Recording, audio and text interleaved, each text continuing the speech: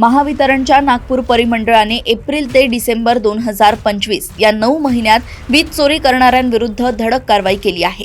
स्थानिक तांत्रिक विभागाने एकूण 1963 ठिकाणी थेट वीज चोऱ्या उघडकीस आणल्या, तर 167 ग्राहकांनी वीज अनधिकृत वापरल्याचं आढळून आलंय।